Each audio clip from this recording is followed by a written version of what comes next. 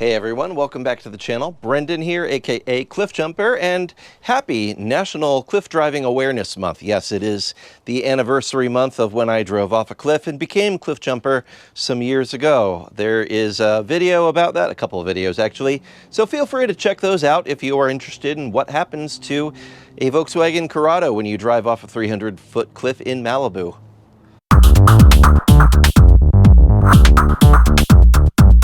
Anyway, today we are getting back to our Sequoia project, and yes, the Sequoia is now 20 years old, and she is starting to have 20-year-old car problems, and there's a few things going on that we are addressing today.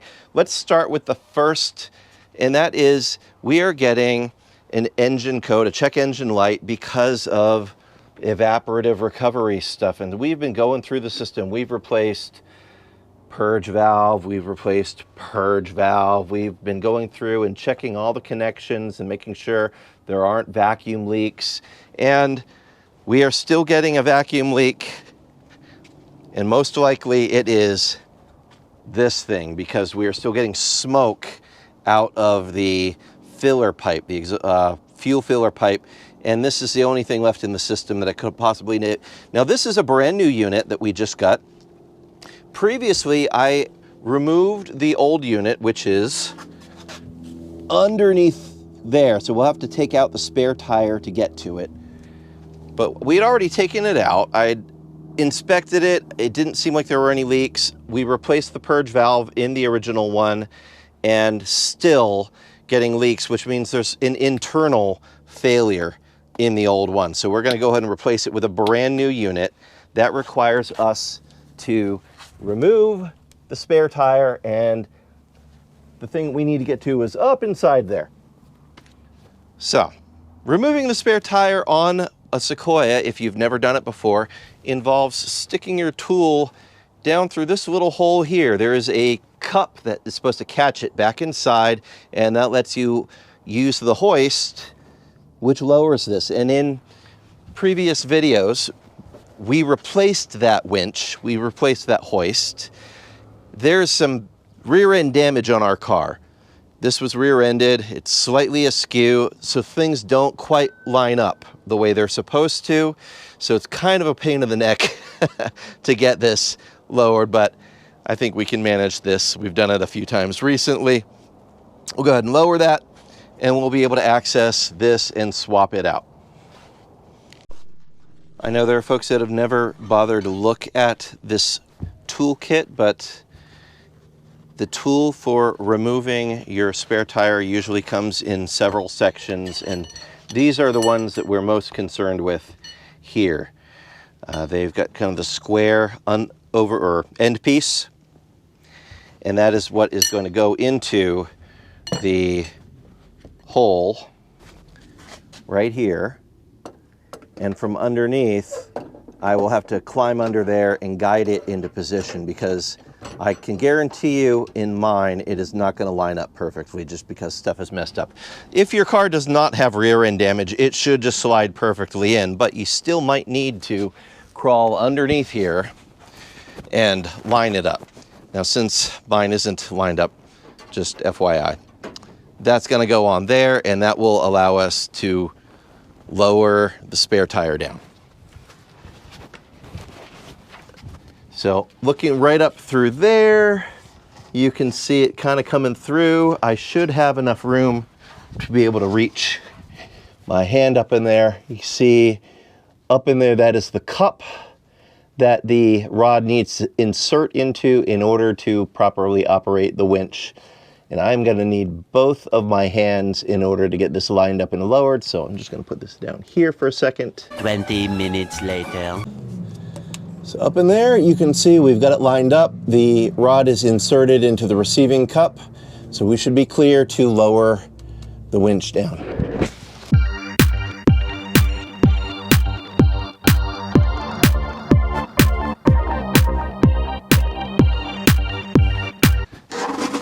Maybe I'll wash this off while we're in here, because why not? So now, that thing's swinging like a dingleberry.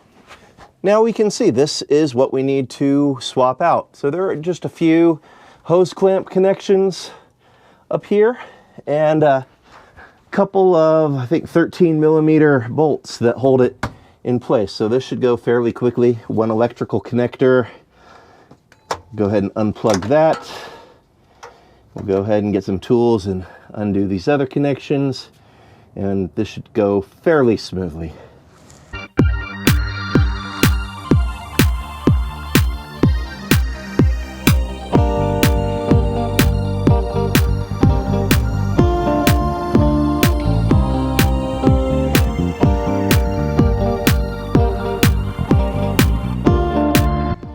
On the back side, there are 2 more of these 12mm bolts. Get those, and the whole thing will be out.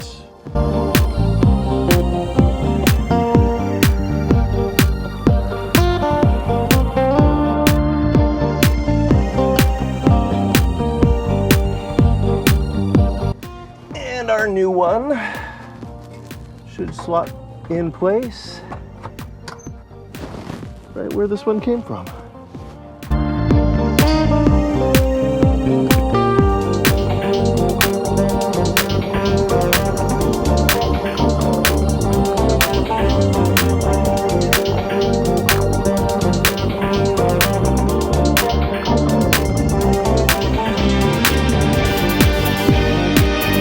As always, the rule of thumb, you do not need to use Kung Fu Voodoo Monkey Death Grip.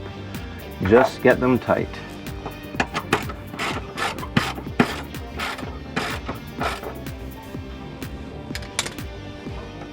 And now let's get all these fittings back in place where they belong.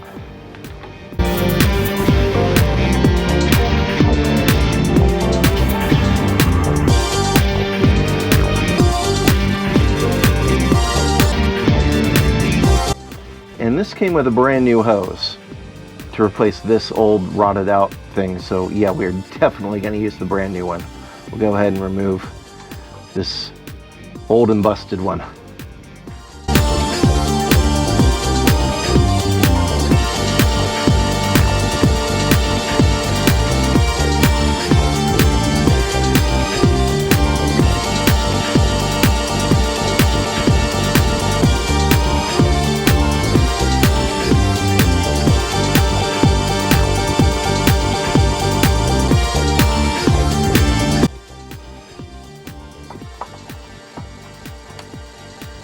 All in place. Cool. Now the old one feels really heavy, which means, and there was some gasoline that came pouring out of it a little bit too. You can see spilled under there. So I think what probably contributed to the failure, and this is kind of notorious, when you fill up the fuel in a Sequoia, don't overfill it. You go till the, the engine, or go till the fuel filler clicks off and then leave it. Don't keep filling it up. Filling up the whole filler neck will give you a couple extra gallons, but it's also going to spill fuel into the carbon canister, which ruins the carbon canister. So I think that is the cause of our failure here. It feels super heavy compared to the other one. So it is probably just saturated with gasoline, which is most likely what caused our failure. All that mud off of this. So here's a pro tip for putting back the spare tire if you haven't had to deal with this before. Make sure that this is already mounted into the receiving cup. Back here you can see it in there, in the cup, good to go, ready to do the winching thing. Already there before we start. The spare tire goes in with the nice alloy side up. That is how this works. So we're going to slide it in.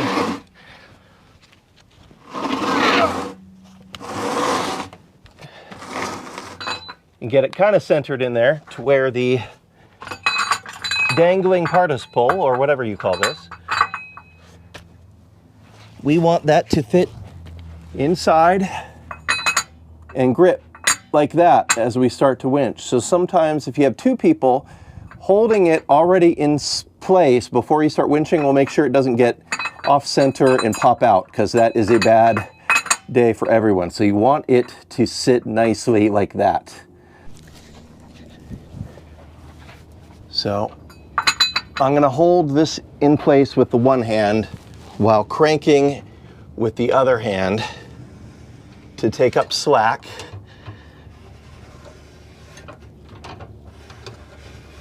Until it supports the weight of the tire, and then I shouldn't have to worry about that thing coming loose. Then all I'm going to worry about is making sure that as I crank it, I'm leaving a clear line of sight to that receiving cup so I can reach up there and access it next time I have to lower the spare tire.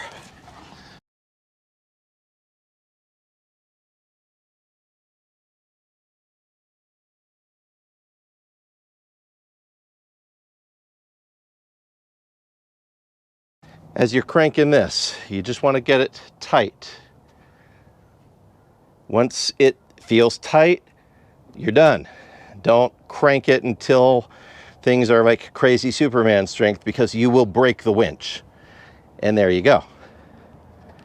We're done with the carbon canister.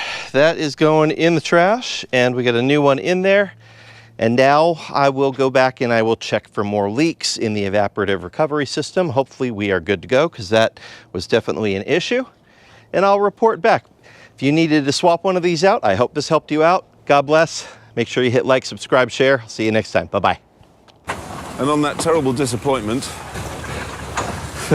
it's time to say goodbye. We'll be back.